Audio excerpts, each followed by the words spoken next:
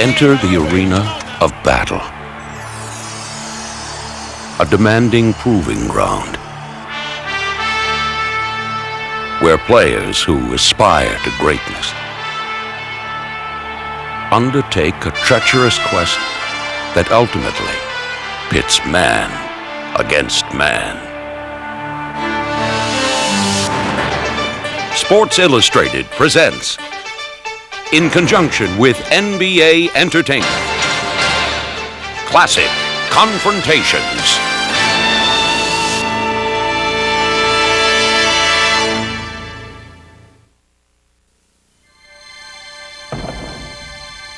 The blacktop of the playground. Basketball in its purest form. It is here where the most primal of confrontations take shape. And where dreams take flight.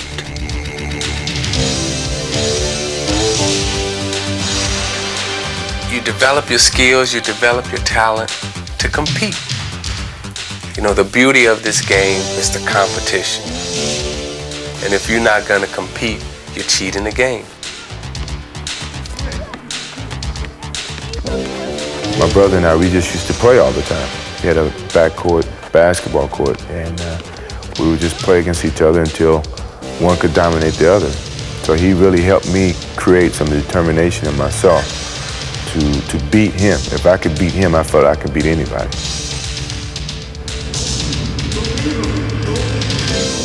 There's little things you pick up by playing basketball every day that, especially as a kid, that you put in the back of your mind, and when them situations arise on the court, you know how to utilize them.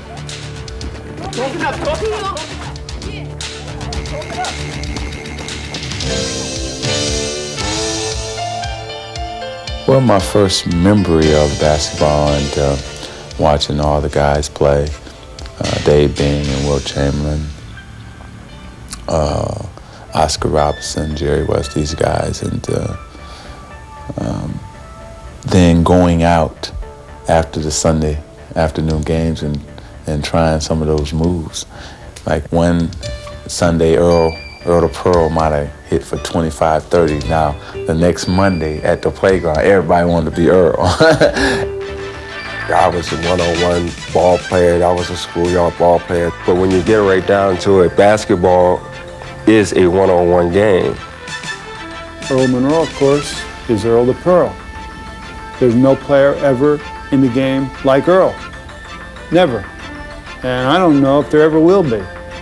In 1967, Earl the Pearl brought his playground show to the NBA, instantly attracting a legion of admirers. That same year, a rookie guard of dramatically contrasting style also began to attract a devoted following, providing Monroe with a perfect opposite. To me, Walt Frazier, even with all the credit that he received, I thought was underrated. Maybe because of his style, he was not flamboyant. He did everything in such a low-key fashion and always came through in the big games. When things got really tight, I was always deadpan. I never showed any emotion. So most people say, wow, this guy's really cool, man. How could he be like that when everyone else is going berserk? And when the unflappable Clyde and his Knicks met the electrifying Pearl and his Bullets, an historic rivalry was born. Clyde and myself, you know, two young guys came in the same year vying for that position to be called the best. More than just opponents, they were each the embodiment of their team's philosophies. The Knicks were a pass and the open man type of team. We were a one-on-one team, so that made for a great matchup. And, you know, it was always New York and Baltimore as well. So Clyde was, again, the establishment, and I was the anti-establishment. Yeah, I remember Fire and Ice, the two analogies that they made for us. They were specialists at opposite ends of the court. One a magician, the other a thief. We were so evenly matched that, and nobody wanted to give an inch. Frazier is guarding Monroe. Monroe veers to his left, 10 seconds to go. Monroe one-on-one with Frazier. Monroe drives right, 2 seconds. He jumps, buzzer sound, no good! And we go to overtime. Throughout the battles that we had when I was guarding him with the Bullets, we had a mutual respect. Like on the court, I never talked to Earl or he never talked to me. But I never backed down and he never backed down. So he respected me for the job that I was doing and vice versa. That respect would be tested as Monroe and Frazier saw their rivalry take the most ironic of twists. They became teammates.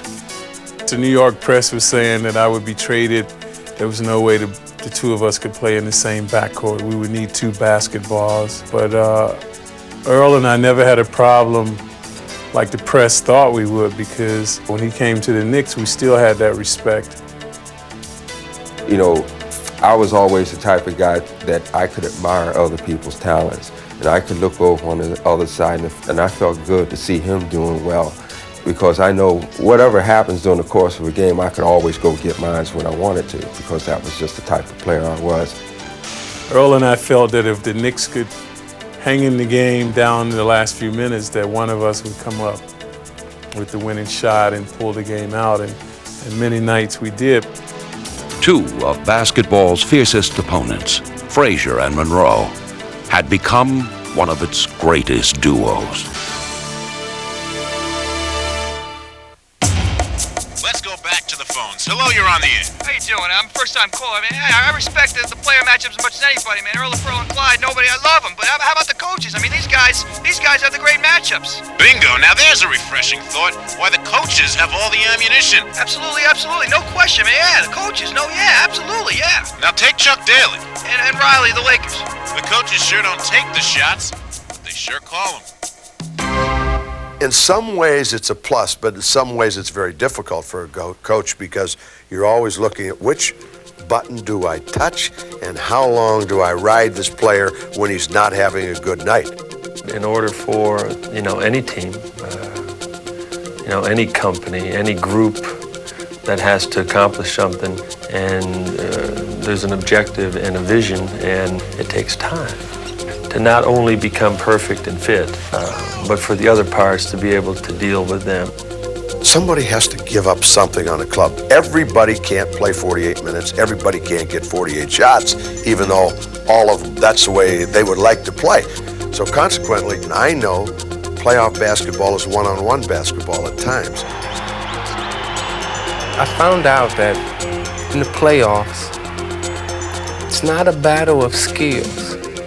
It's a battle of wills. It's not a battle of how good you can shoot or how good you can rebound or dribble. It's a matter of how tough you are up here. We're all out of sync. We're all out of position. We're not thinking at all. We're just going through the motions up and down the court.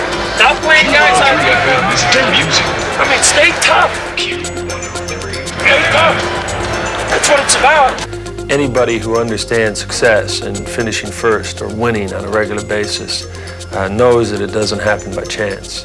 You don't ever get there just because of your talent. It's all hard, baby. Let's go. Let's go, Pat.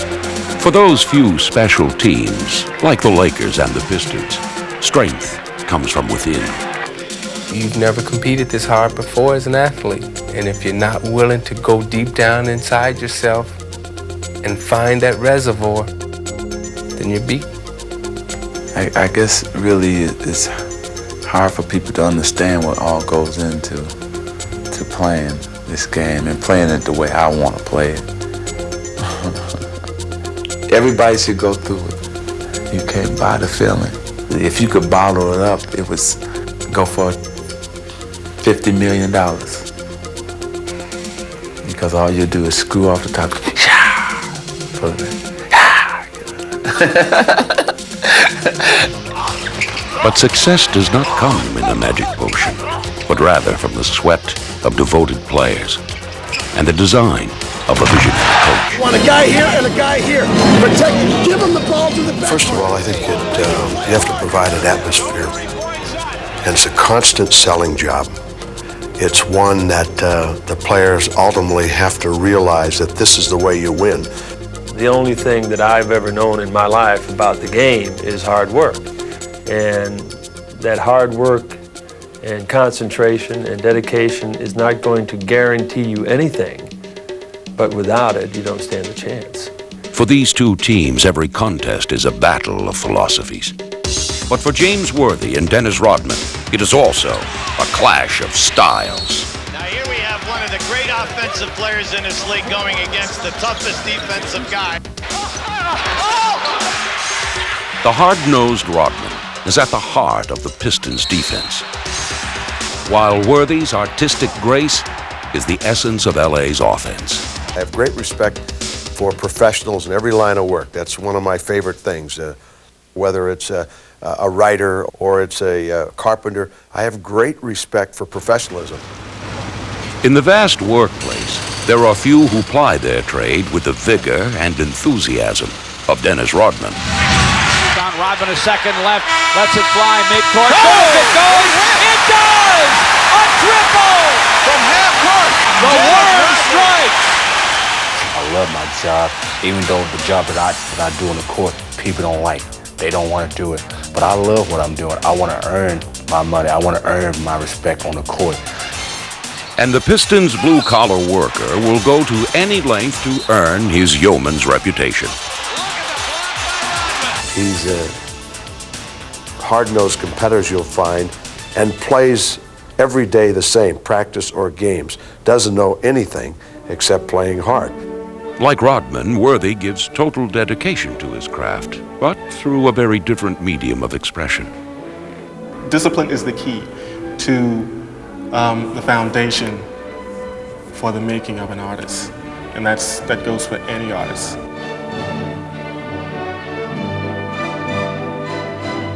Worthy ended it out! I've never seen one like that. Ballet and basketball, I think, are very close. I didn't realize the similarity until I had the opportunity to go to a couple of ballets, and I sat there and I watched that and I said, man, this is the same thing. So you go right down the line from team to team. The guys that have the leaping ability are usually the guys that will have the most similarity to the dancers. On the Lakers, you have to say James Worthy, because James is the guy that's graceful. James is the one that you'd have to look at and say, that is the guy that is the dancer on the team.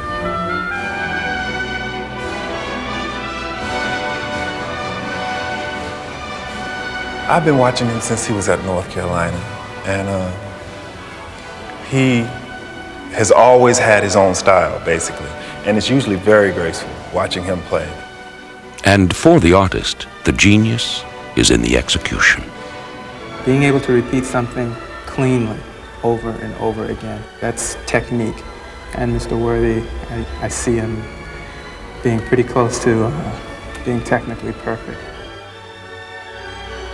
It's really scary how good he is, and especially when it's the big game or the big series. And in those crucial moments, the burden of stopping him falls on one man. By yourself, Worm, by yourself! Now you get a guy who is not afraid to stick his nose in and play the toughest people night in, night out. When I stop worrying, it's like a great, great feeling because, hey, this guy right here get to the basket in the blink of an eye. I like doing things hard. I like to work. Work, work, work. And when grit meets grace, a bruising ballet begins to unfold.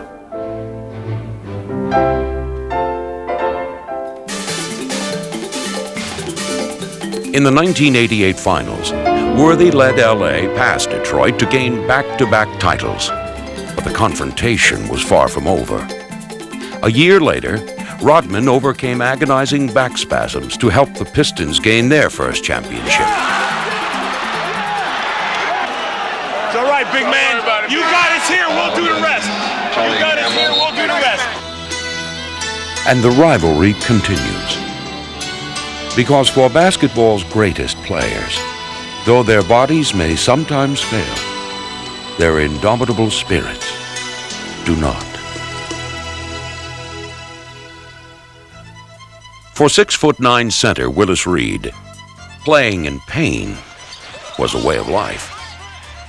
Like his rugged adversary, 6'7" Wes Unseld, he made up what he lacked in height with unyielding desire. And when these two relentless warriors collided, the ferocious banging of bodies mirrored the epic battle of their wills. I knew I had to face Willis Reed, doing a series, maybe 4 or 5 times during the course of the year. I didn't need anything else to psych me out because I knew if I wasn't ready, you'd probably get your face walked in. There were 2 things about Wes that were significant. First of all, because he was not a great jumper, post-up wise, if I could post him up, I could be a low post center against him. But one thing that Wes did better than most any other big guy in the league, he was an excellent offensive rebounder. And what he would do was, once the ball went away on the weak side, he would get himself in great offensive rebounding position. And what Wes had developed a real great technique, he would always put his arms up like so, and he would just take his big body and just walk you right up under the basket. And next thing you know, you look up, you're looking right up through the nets, and if the ball bounces off, and he gets the rebound and puts it right back, or else you foul, a 3-point play or a 2-shot free throw. He wouldn't crack. I knew going in that this was going to be a job that night. I would do everything I could think of doing to try and make Willis quit. But Willis Reed was not a quitter.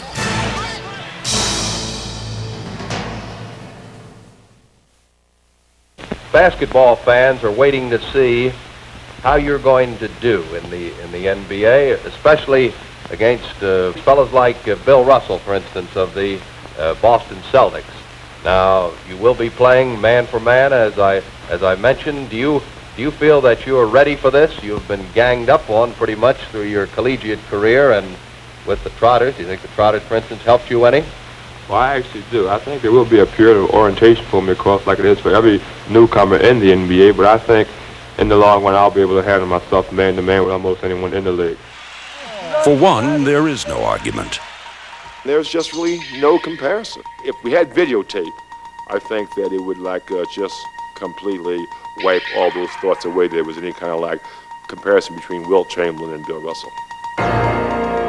For the other, it is a comparison to be shunned. At first, I considered him a rival as a professional. But then I realized very rapidly that that was a mistake.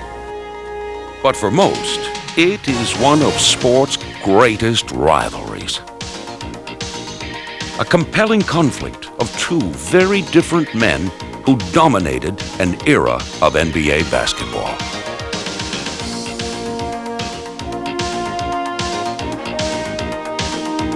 My game was styled to give energy to my teammates.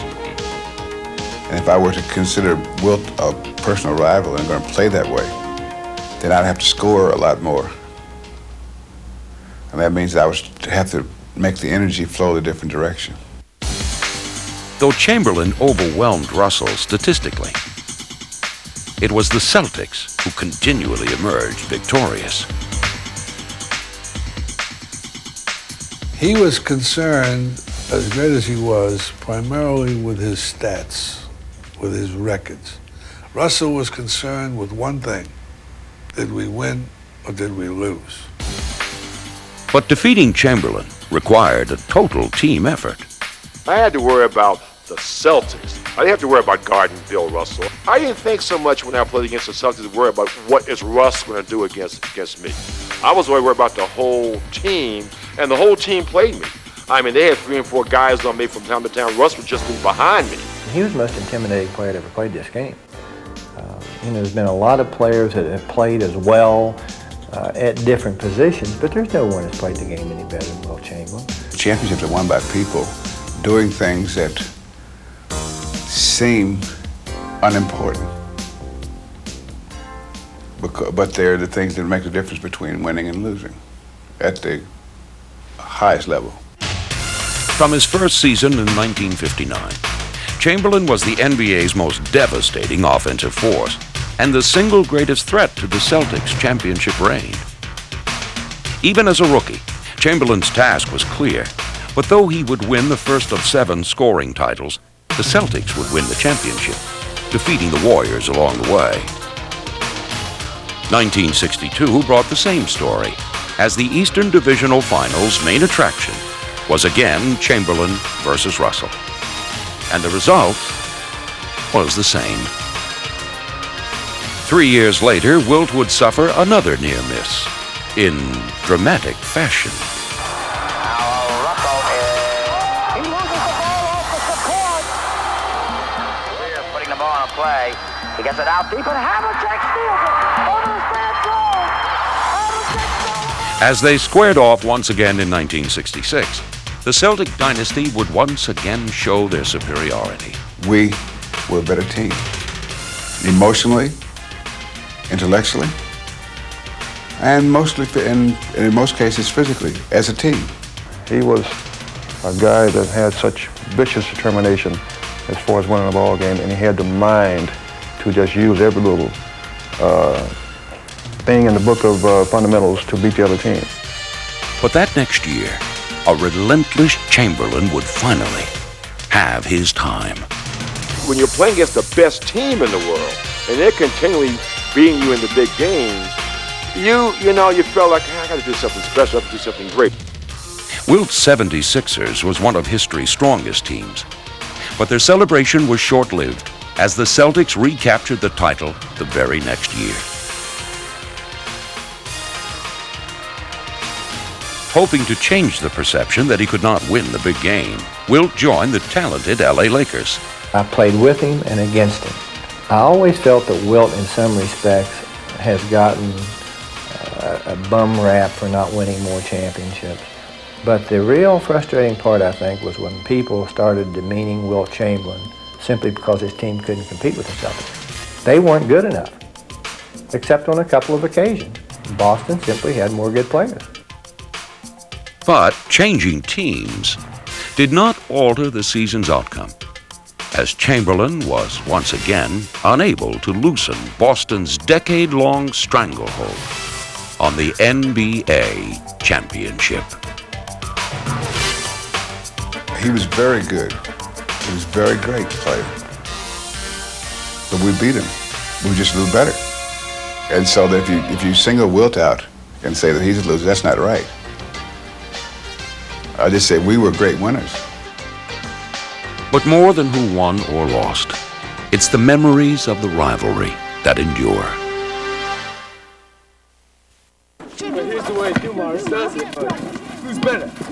I think Michael Jordan. He's my man. Except we can't jam like Jordan. I mean, Michael Jordan, the slam dunk champion twice. Yeah, but whose team won the world championship last year? We're looking for the MVP. Who's better on defense? Jordan's ball, man. No way. No way. Let me tell you something about Michael Jordan. First of all, he's virtually unstoppable.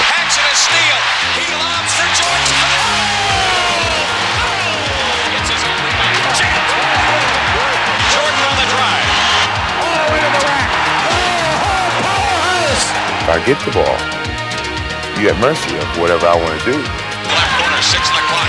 Jordan drives a baseline, reverse layup is in. There's nothing that you can say or do about it if I'm on my game. High step on Mark Jackson in for the right side. Shoots it up baseline, right in. The feeling is like you own. You own the ball, you own the game, you own the guy who's guarding you. You can actually play him like a puppet. But Jordan knows that offense alone does not ensure victory. You're not going to win it offensively. You've got to get to work everybody defensively. That's what I'm looking at. I got to have the defense. When the call is for defense, Joe Dumars is always ready. The ball into Magic Johnson, backing his man in. Dumars made a spectacular. Pulls it off. Dumars swipes it. There's nothing I can show anybody that's going to make them a good defensive player. It all starts right here. It's whether you want to do it or not. In the 1989 championship series, the Piston guard did it all. as he earned finals MVP honors and shed his image as a defensive specialist. Anybody who plays basketball and tell you that he doesn't like scoring is lying. I mean, everybody wants to score. Everybody wants to shoot the ball. Like Dumars, Jordan, too, has shown that his brilliance is not confined to only one end of the court. Jordan knocked it away. Miller gets it back. Jordan steals his pass into the post. Harper in on Paxson. Jordan blocks it out of bounds. That's an image that I don't want to project, that I just shoot and I just score and I'm just an offensive player. That's something that I don't want to be remembered as. The perfect matchup between two masters of the all-court game. A confrontation primed to explode. You can be loose and you can have fun while you're here, and it's great being here. But when it's time to step on the floor, it's all business, and it's not fun and games anymore. It's a war. This competitive thing clicks in, that you look for all the weaknesses of the defense that's playing you, and you look to break him down somehow, mentally, physically. It doesn't make a difference. I'm looking to destroy my defensive man. The quarter. Here's Jordan, left baseline drive to the hoop. Dustin. Oh, that was... Every time he's on the floor, you become consumed by Michael Jordan. You become consumed that he's out there. Center stage here. When you make a mistake, it's not even a question of whether or not you're going to get burned. You're burned already. Michael against Dumars on the drive in the lane. In deep, shoots off the glass, banks it in. 95% of the plays are for Michael Jordan. And the other 5% end up in his hand anyway. Well, you kind of block that out, really. You know everybody knows you can get the ball. That's a known fact. If you know that everybody's going to try to keep you from getting the ball, then you go extra hard to try to get the ball. If someone's going to try to keep you from shooting it, you do whatever it takes to get the shot off or get it to an open man so that you get the basket. When I get the ball, I have total confidence that he can't guard me. So I have that edge. Another edge is that I know where I want to go. He doesn't. So he can only guess. Being a defensive player, when you're out there by yourself and there's no help, and it's just you and that guy, it really gives you a charge then, because you know it's just you and him, and somebody's going to win, somebody's going to lose. It's not going to be any in between. The most challenging moment for me is when they've isolated and my man has the ball and it's just he and I out front or he and I on the wing. What happens is it's almost scary because you almost know the moves before the guy's gonna do it. You anticipate and the guy's there and you've trapped him or whatever, you've stopped him. You can definitely get on a defensive role as well as an offensive role. From end to end, they are locked in mortal combat as all eyes are riveted on this captivating duel. One time, baby. Come on, Joe. Come on, Joe. Give me some.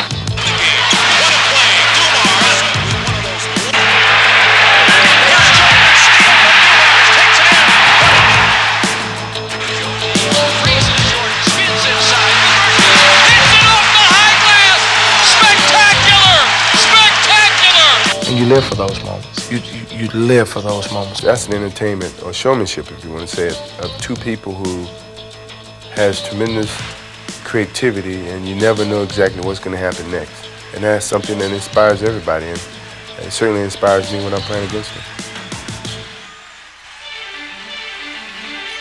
From the moment they step on the court, the spotlight belongs to them. And though it is a team game, they stand alone on center stage.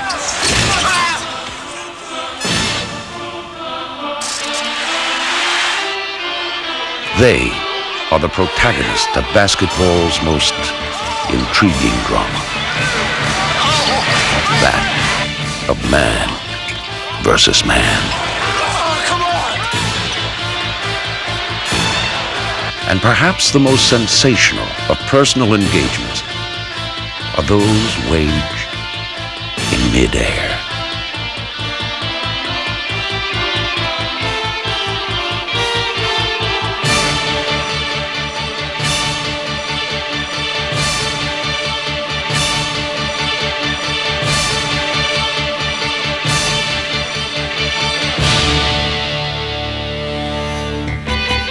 Might come down and he said, And boom! He come down, boom! And they just go back and forth. And you know, Jordan had 30 at the quarter, Dominique had 22 at the quarter. And they be pointing at each other, you know, yeah, come on with it. And they just go at it, you know, and it's good competition. You know, they're not trying to hurt each other, but they're playing hard against each other.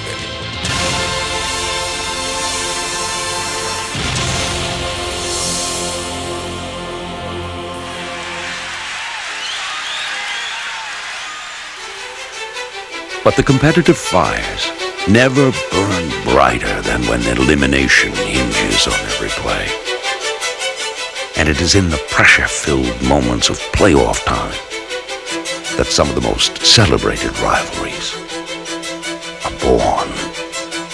I don't look to play the perfect game, you know, hitting 15 out of 15 shots, making all my free throws and no turnovers, and make the right decisions. I don't play for that, but I play to have that one moment out there where I just take over the game and I know I got control of everything that goes on out there.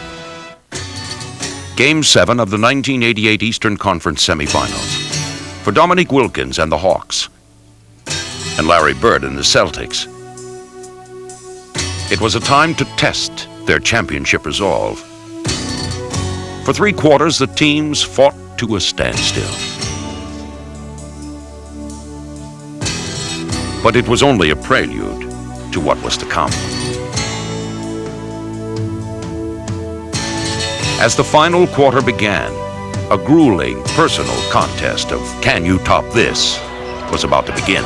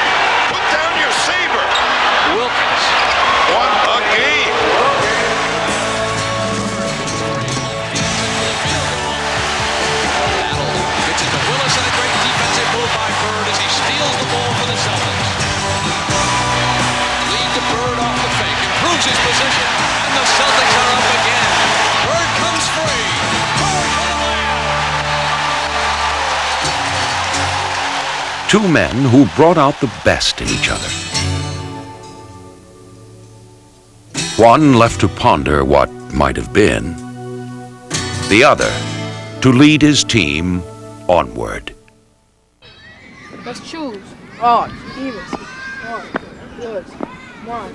I got Bird. I got Magic. Come on, man. What's going on here? Okay, yo, I'm Magic. I'm Magic. What's going on here?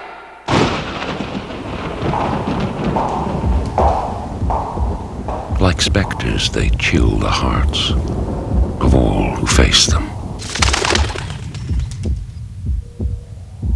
stalking their nightmares and crushing their dreams. For their opponents, time has no meaning, because there is no escape.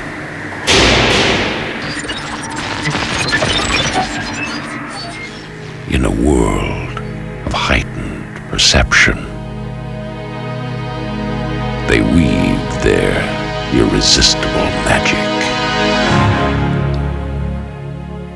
Ultimately, facing only each other on the battlefield of the mind.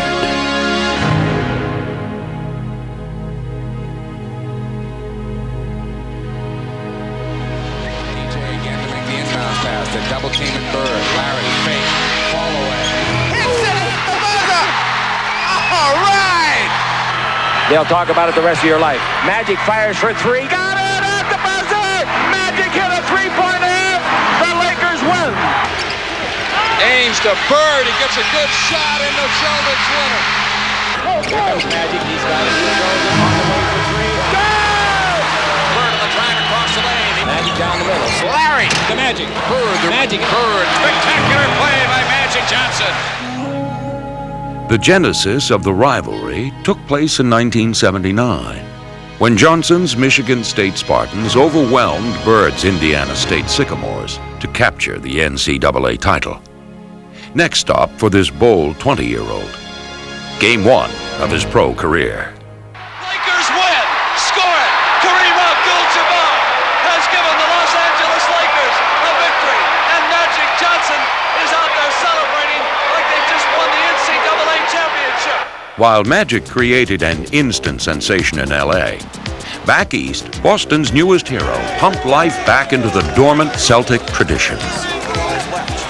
Larry Bird follows his own shot. Oh, what a play! But their historic first meeting awaited. And at the L.A. Forum, both spectacular rookies were primed for the challenge.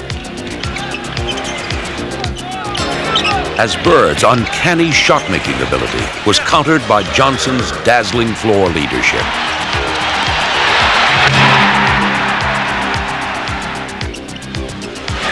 Round 1 went to Magic, and this breathtaking show marked the inception of a decade of classic NBA showdowns. This game meant a lot to everybody, not just me and Magic probably, but this is the first shot they had all year, and they wanted to look good in front of the crowd, and they did. So, we're just looking for a rematch now. Later that season, Johnson would travel to the unfamiliar confines of Boston Garden and enter Bird's domain. I'm very excited about the big crowd and about being here in Boston for my first time. It's going to be a big game, a lot of enthusiasm throughout the crowd, and I just hope the best team wins today. Though Bird would go on to become Rookie of the Year, the game and eventually the title would belong to Magic's Lakers. We go head to head and we go for blood almost. It's just, we're so competitive, and I just tell them a good game and I just smile a little bit. It was that enchanting smile that grabbed Madison Avenue's attention. Magic 106. Bird was not far behind. For the best pro player, I walked away with the MVP. As the two superstars seemed to be everywhere. I heard Converse made a pair of Bird shoes for last year's MVP. Yep. Well, they made a pair of Magic shoes for this year's MVP. Okay, Magic, show me what you got. Everywhere except together in the finals. But in 1984, that would change. The time of reckoning was here for two great teams and two transcendent players. The series would be a proving ground, and both men were ready. I enjoy playing against a lot of guys, but I don't think there's any one guy in the league that I'd rather play against than the Magic and his team. From coast to coast, Bird and Magic took center stage as the Celtics prevailed in 7 furious contests. As long as Larry's on the other side and I'm on this side, it's going to always be that. And after it's over, when we play in these all-star games, these old-timer games, we're going to want to beat each other. And after that, when I see him on a park and recreation, I'm going to want to kill him then, too. He's going to want to kill me. The next year, Magic sought redemption, and though Bird threatened to steal another championship, It's all over! It is all over! Boston wins the all-important fourth game! Magic would dramatically turn the tables as the Lakers would become the first visiting team in history to win a title in the Boston Garden. We wanted to beat each other so bad. We wanted to be the best. And I love it because we both make each other play our best game. And that's the best thing about this Bird-Johnson rivalry. In its third stanza, their one-on-one war was at its best as Bird's spectacular efforts were mirrored by his worthy foe. And even the most devoted students of the game had to wonder if it has ever been played with such splendor and such drama, as the 1987 finals featured a gallant duel that would come down to one last shot. 5 seconds to go. Magic with a hook shot. Magic's just a great basketball player. He's the best I've ever seen, you know. Unbelievable. I don't know what to say. What else can be said about these two ultimate masters of their craft?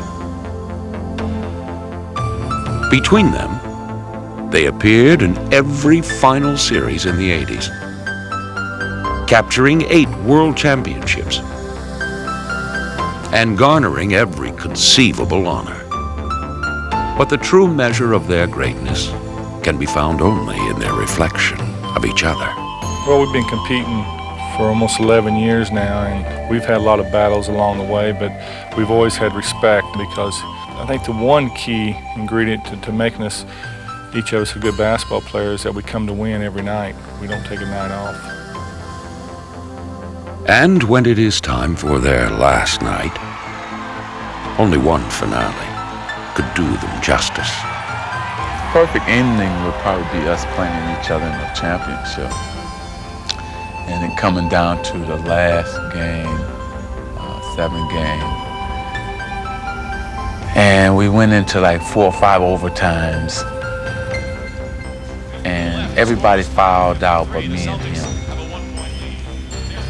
And then it would come down to us just playing, me and him against each other for the championship one-on-one. That would be the perfect ending. A shot for the ages.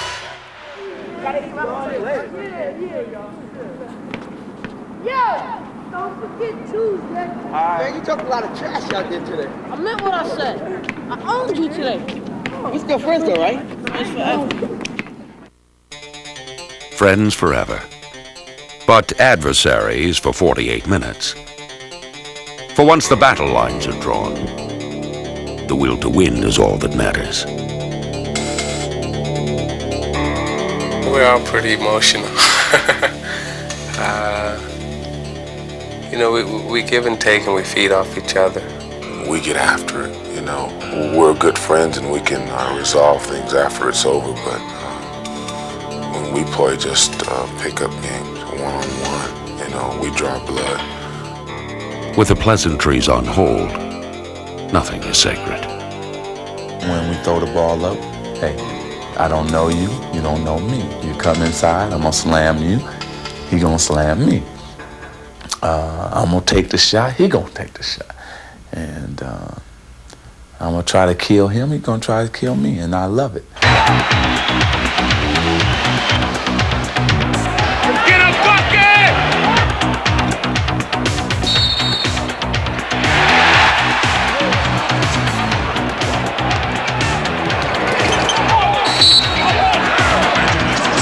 We play harder against each other probably than we do against people that we're not so close against, because there's a real competitive spirit there that we all share, and we all know it's there.